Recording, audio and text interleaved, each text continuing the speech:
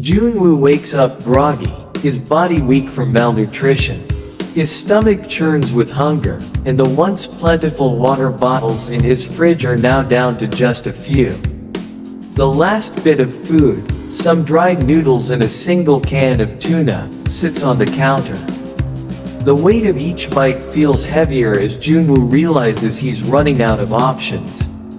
Outside, the streets are eerily quiet, but the occasional moan or distant screech reminds him of the horror lurking beyond his walls. The apartment complex, once bustling with neighbors, children, and activity, now seems like a dead zone. Shadows shift in the periphery of his vision as zombies occasionally stagger into view, searching for any sign of life. The isolation begins to eat away at Joon-woo. He wonders if anyone else is alive or if he's the last survivor in his area.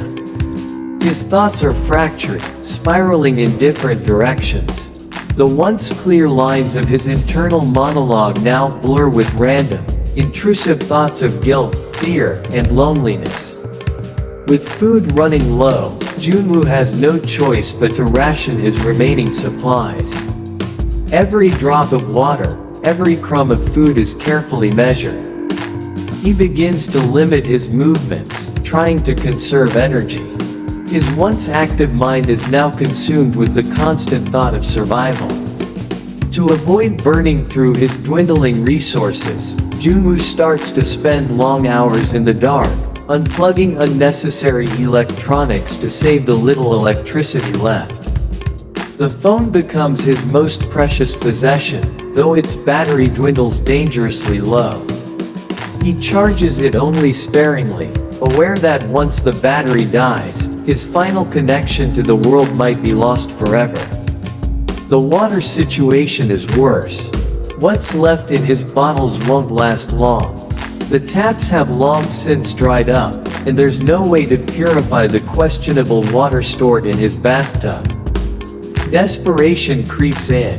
He starts rationing water in tiny sips, trying to stave off dehydration. Joon-woo's mind begins to crumble under the pressure. The once clear thoughts that guided him in the early days of the outbreak are now clouded with confusion and hopelessness. Time seems to stretch endlessly. The isolation starts to play tricks on him, and he begins hearing voices, whispers of people he once knew, his parents calling his name, and the laughter of his friends. The hallucinations grow more vivid as the days wear on. He dreams of his family's faces, of meals together, of warmth and safety. But every time he wakes up, he's thrust back into the cold, harsh reality of his apartment. The weight of loneliness presses down on him. To pass the time, he tries keeping busy, but even video games, which once provided a temporary escape, now feel meaningless. The game's violent gunfire blends with the chaos outside, and the once familiar hobby seems distant and hollow. There's a gnawing sense of impending doom. Joon-woo realizes that unless something changes, he will die in this apartment. His mind swirls with thoughts of escape, but where would he go?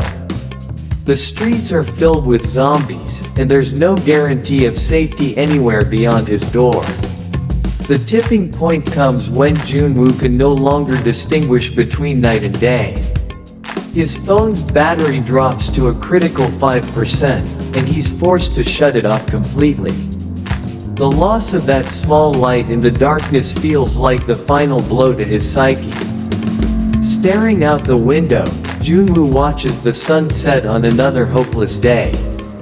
The once vibrant city below is now just a shell, filled with wandering corpses. The vastness of the apocalypse becomes more real than ever, and he wonders if he has any real chance of survival. Thoughts of ending it all creep into his mind. He stands at the edge of his balcony, looking down at the street far below. The height is dizzying, but the idea of leaping offers a sense of release, an escape from the relentless fear and isolation.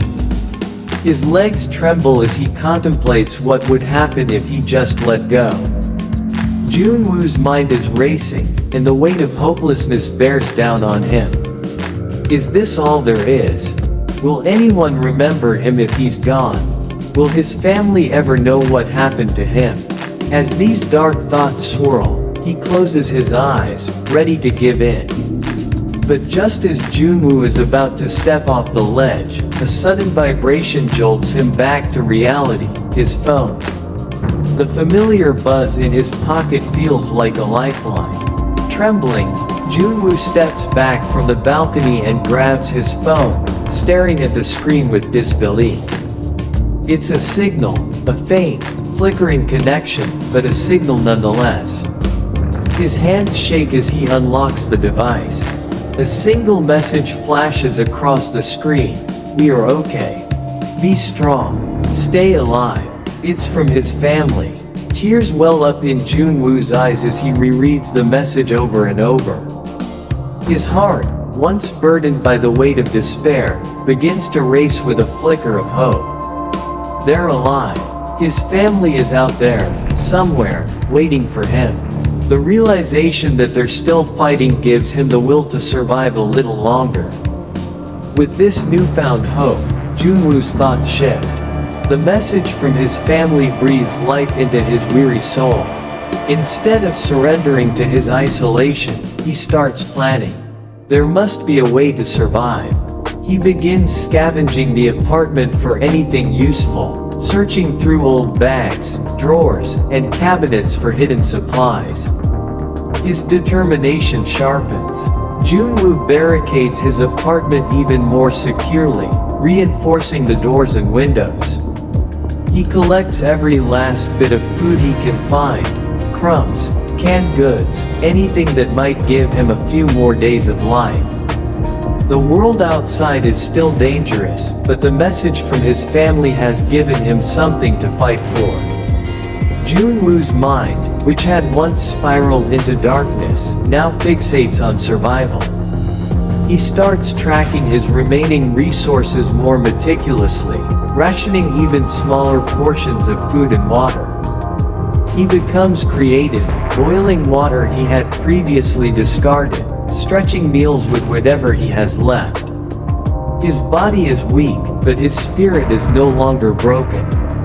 The thought of reuniting with his family, of hearing their voices again, becomes his new goal. Every day, he checks his phone, hoping for another message, a sign of where they might be, a plan for escape. Despite the hope from the message, the fear of the zombies outside doesn't vanish. If anything, the thought of surviving and reuniting with his family makes the danger feel more real. Joon-woo knows that every decision he makes from now on is critical. One mistake could be fatal. He begins preparing mentally for the possibility of venturing outside. He watches the zombies from his window, studying their movements, noting when they seem less active. He makes mental maps of the apartment complex, calculating which routes might be safer if he has to escape. The overwhelming terror he once felt begins to morph into cautious determination. Joon-woo is still afraid, but now he's focused. He won't let fear control him. Not anymore. The days continue to pass, but with each new sunrise, Joon-woo feels a little stronger. He is still hungry, still weak, and still alone, but he's no longer hopeless. The message from his family has given him the will to survive, and with it, a new sense of purpose. Joon-woo is no longer just waiting to die. He's fighting to live. Even though the world outside is filled with danger, he knows that somewhere out there, his family is alive. And as long as they're alive, he has something to live for. The struggle for survival is far from over, but for the first time in weeks, Joon-woo believes that he might just make it through. This chapter is a powerful exploration of the human spirit's capacity to endure even the most harrowing circumstances. It captures Joon-woo's psychological and emotional struggle as he faces his darkest moments, only to be revived by a single spark of hope. the belief that his family is still alive. This hope rekindles his will to survive, turning what was once a fight against despair into a battle for life. The days since Joon-woo's last message from his family have passed with a mix of hope and fear. He is still weak, but the message keeps him going. He spends much of his time staring out of the window, watching the streets below. The once bustling cityscape has become a wasteland, dominated by silence punctuated by the occasional groan of zombies. It feels like the world has ended. Joon-woo's routine is one of survival, rationing what's left of his food and water, reinforcing the barricades in his apartment, and keeping his mind occupied with mundane tasks to stave off despair. But today, something changes. As he gazes out across the adjacent buildings, something catches his eye, a reflection in a window directly across from his. He stares, uncertain if it's a hallucination. Then, the reflection moves, a flash of light, followed by a small signal made from what looks like a mirror. Joon-woo's breath catches in his throat. There's someone else out there. Joon-woo rushes to the window, grabbing his binoculars. As he focuses on the building across the street, he sees her, a young woman, standing in the window, holding a mirror to catch the sunlight. She waves at him, and for the first time in what feels like an eternity, Joon-woo feels a surge of excitement. He's not alone. He waves back, feeling the weight of his isolation lift slightly. The woman smiles faintly, and Joon-woo watches as she holds up a sign written on a piece of cardboard. Asterisk, "Are you okay?" Scrambling to respond, Joon-woo finds his notebook and scribbles a reply, holding it up to the window. Asterisk, "Barely. You."